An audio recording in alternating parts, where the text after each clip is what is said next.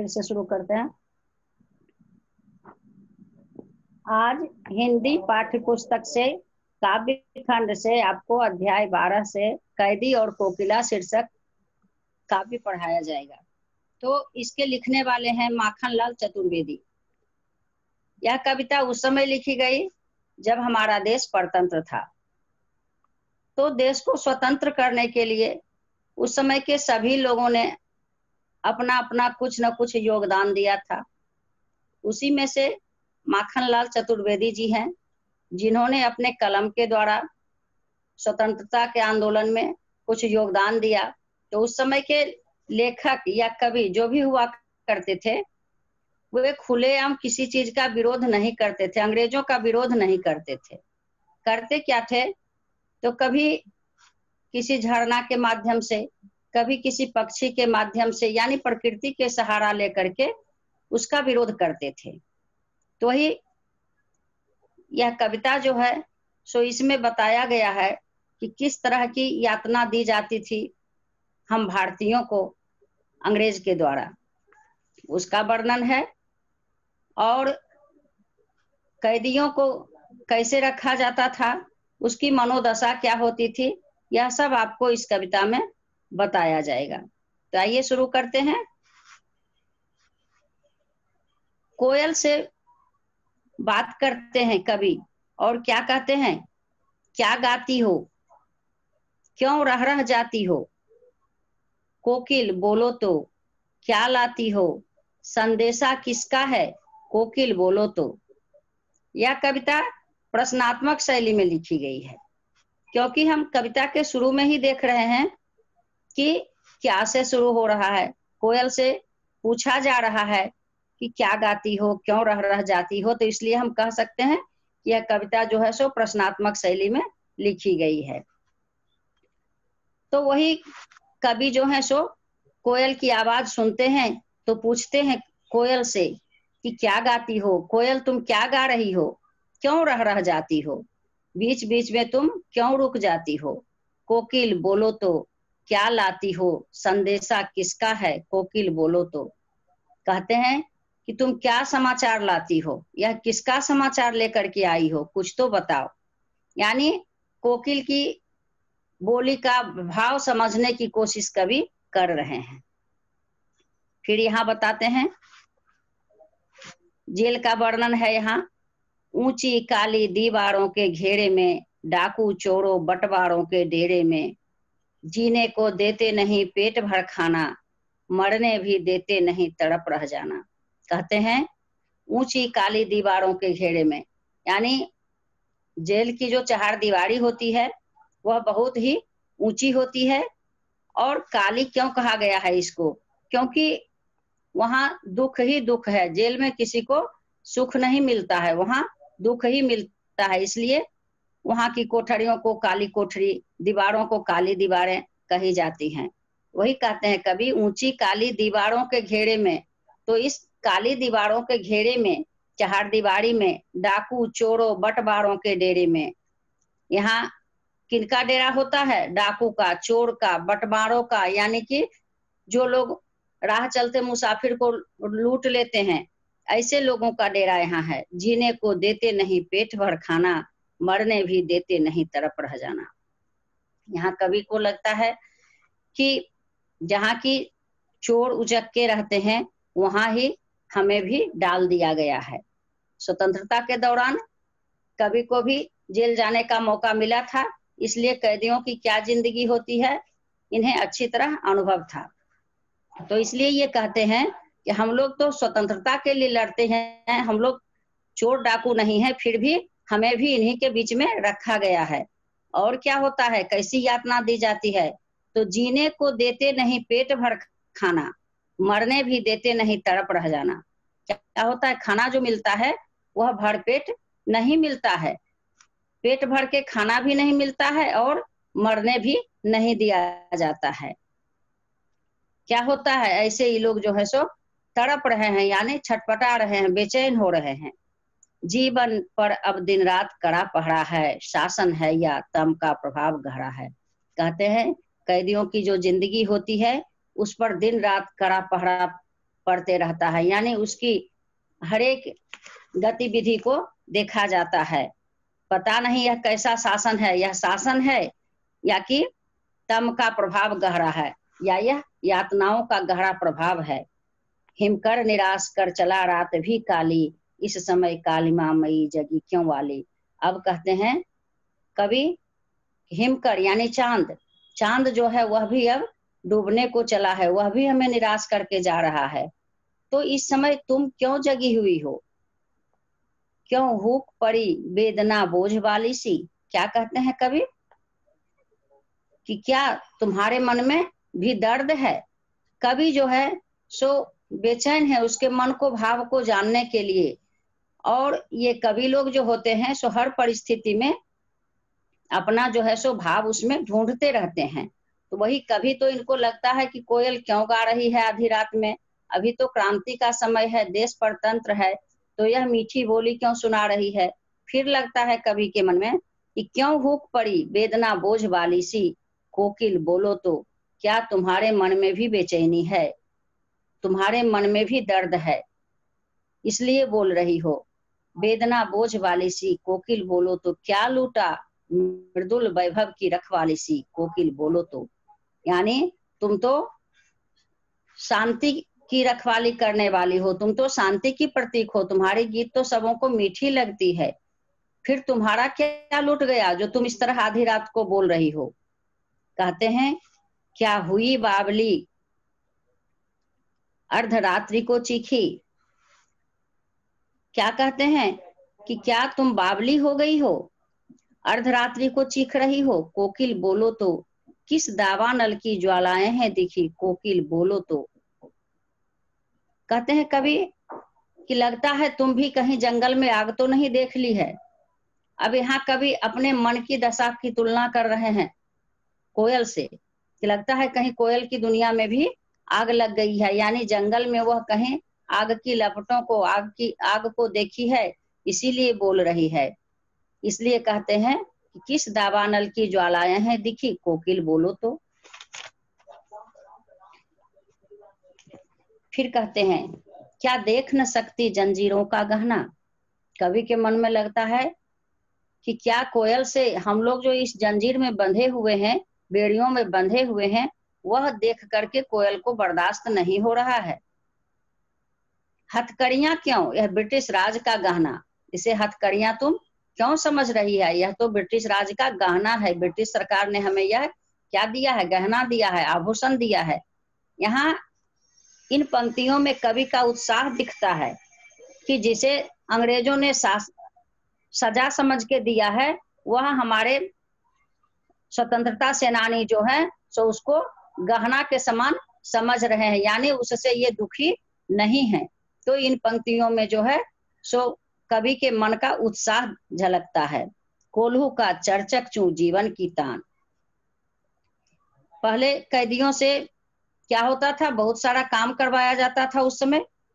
तो कोल्हू आप लोग अभी नहीं समझते होंगे, कोल्हू होता था तेल निकालने का एक मशीन कहिए उसको, उसमें लकड़ी का बहुत बड़ा लठ होता था, तो वह बैल से खींचा जाता था।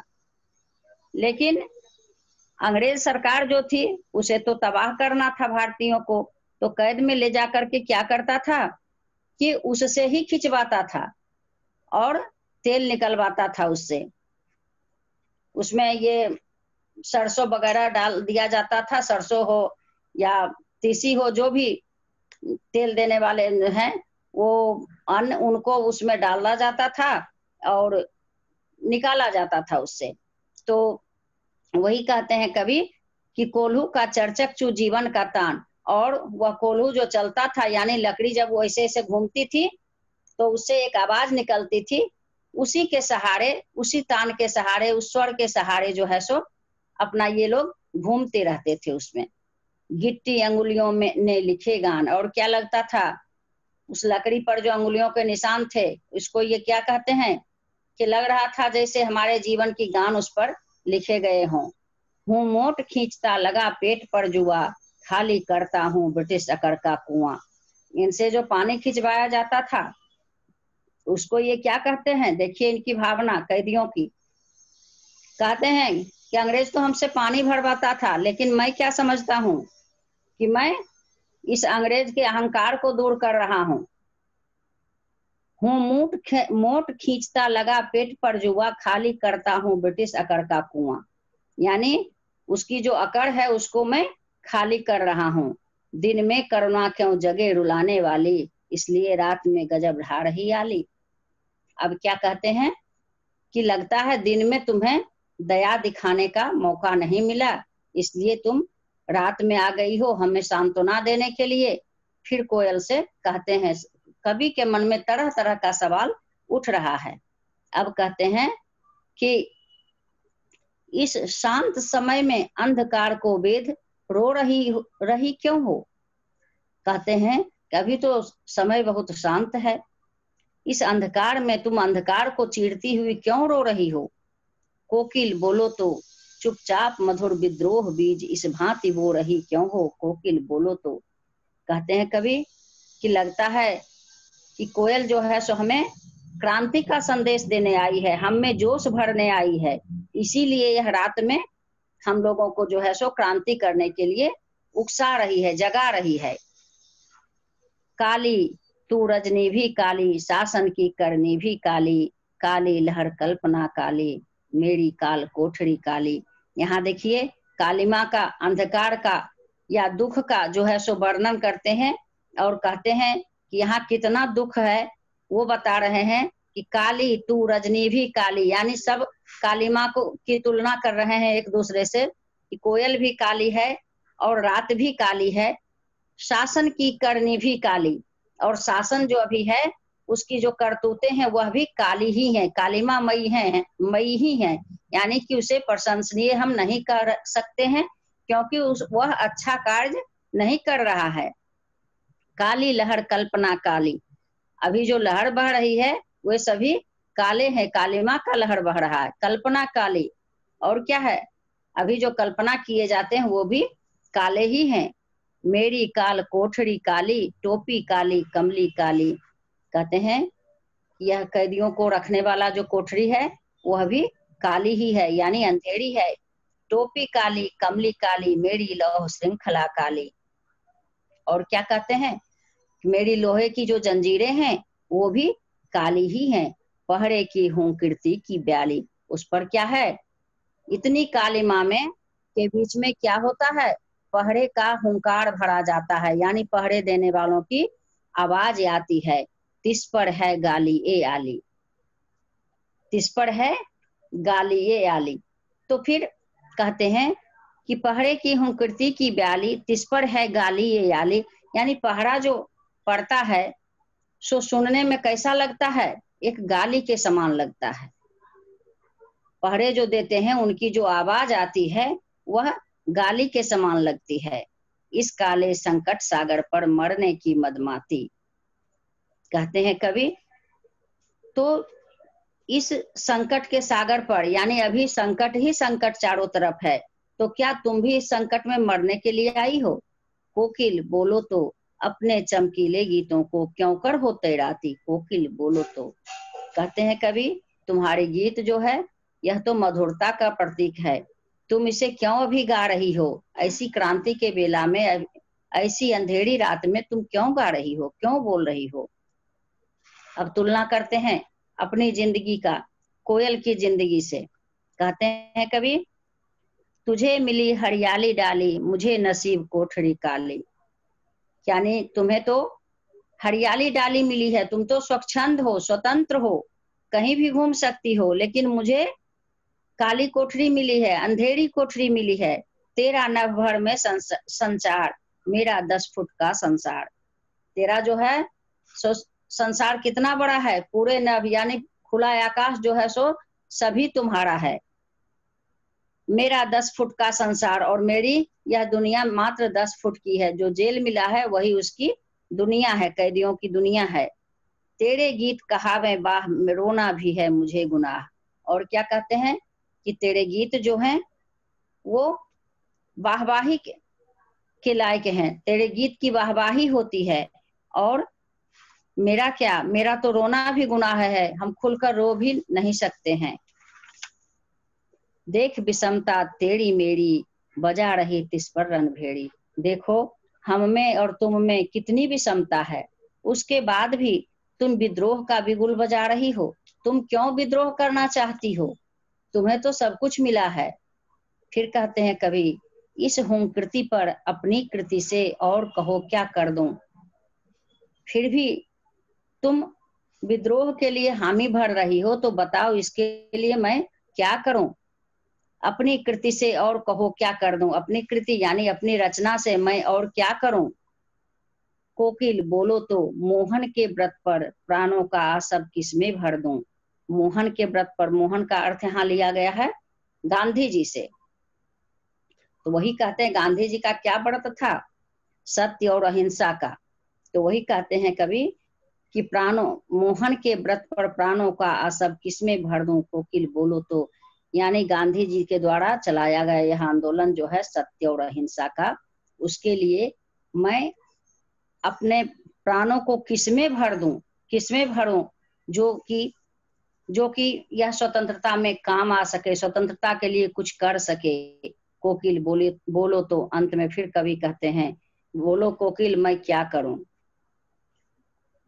बस आज का तो पाठ यहीं खत्म हो जाता है। और कहीं कोई दिक्कत है तो बताइए।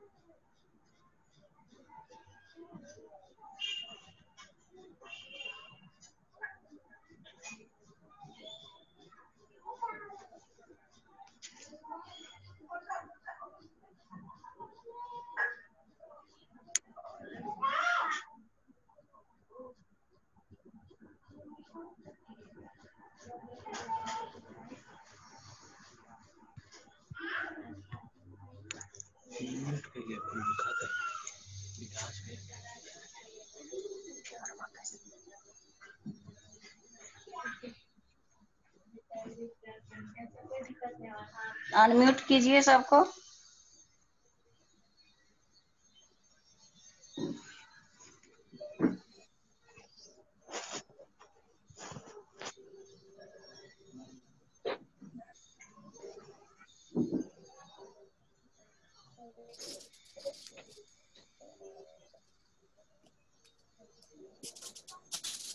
किसी को कोई परेशानी है, समझने में कोई दिक्कत है तो बोलो।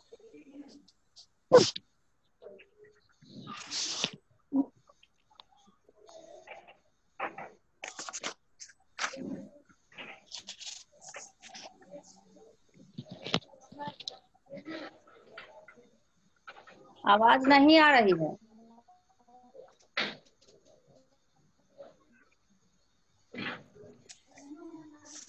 नो मैम, कोई दिक्कत नहीं। कोई दिक्कत नहीं। No hello. मैम। नहीं। यस अनुभव। मैम। हाँ क्या? No ma'am. देखो, अच्छा तो ऐसा कीजिए आप कोई लोग डाउट प्रश्नों, नहीं है मैम। कोई डाउट नहीं है। ठीक है, तो जो प्रश्न दिया जाता है उसको हल करके उसके बाद फिर सेंड कीजिएगा तो हम चेक कर देंगे। ठीक मैम। क्लास खत्म करें? Yes ma'am. यहीं समाप्त करते हैं। कोई डाउट नहीं ना है? No ma'am.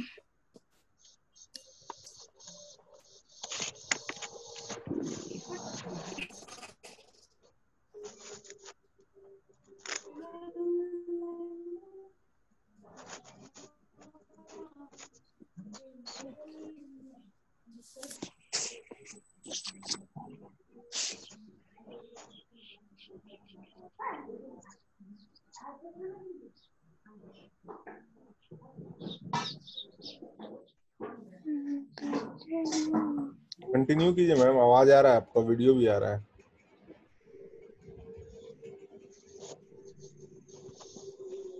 Hello ma'am, continue कीजिए, आवाज आ रहा है आपका, वीडियो भी आ रहा है। ठीक कर रहे हैं।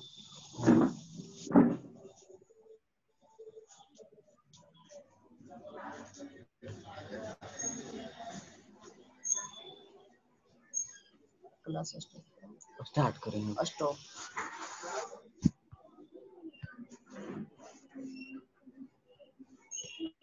खत्म हो गया क्या क्लास?